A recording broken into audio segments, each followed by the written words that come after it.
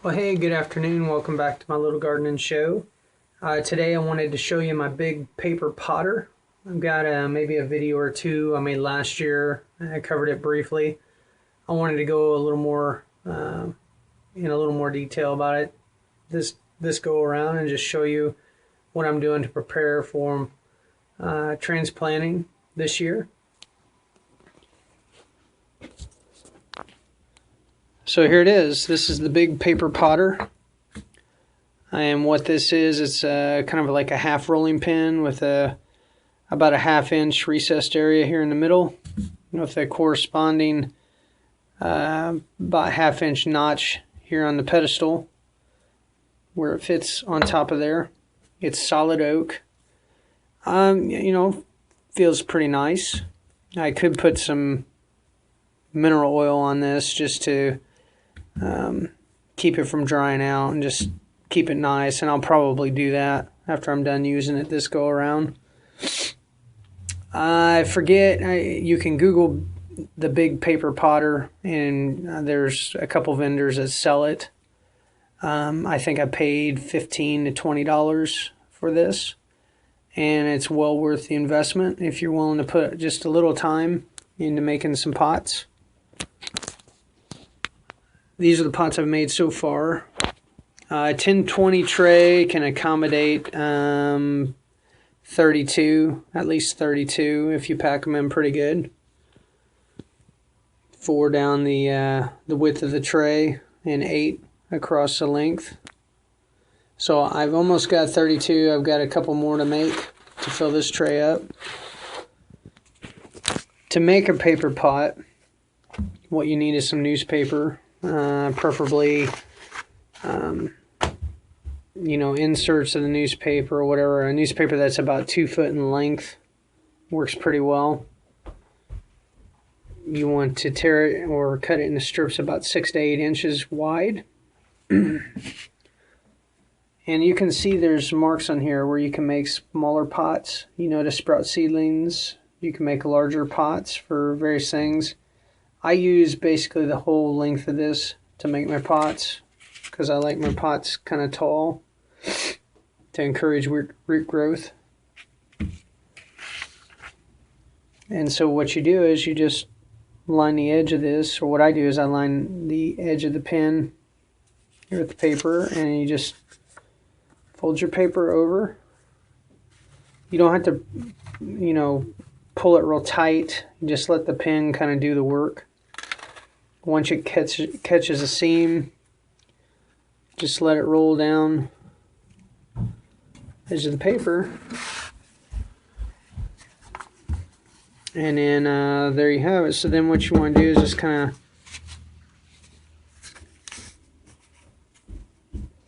it's hard to do this one-handed, but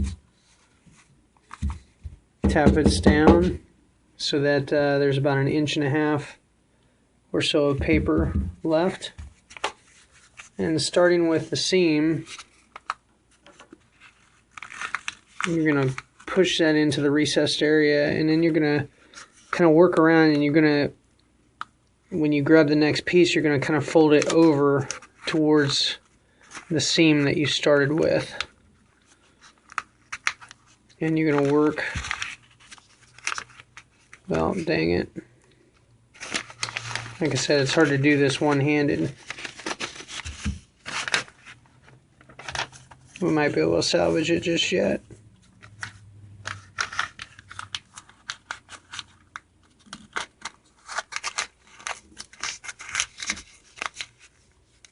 But the idea is that this is folded into the recessed area. And then the pedestal is just there to reinforce that. So you just put it on the pedestal and kind of grind it clockwise. And it flattens it down, makes it nice and neat. Then to get it off, like I said, you don't want it real tight around this pin, otherwise you're going to have a hard time getting it off. And just shake it. And then it comes off.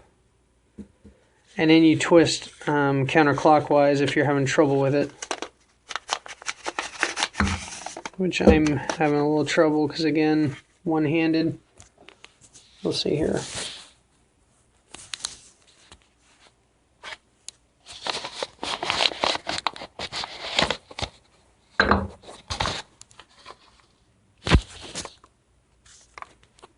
So there you have it, a paper pot that was made one-handed.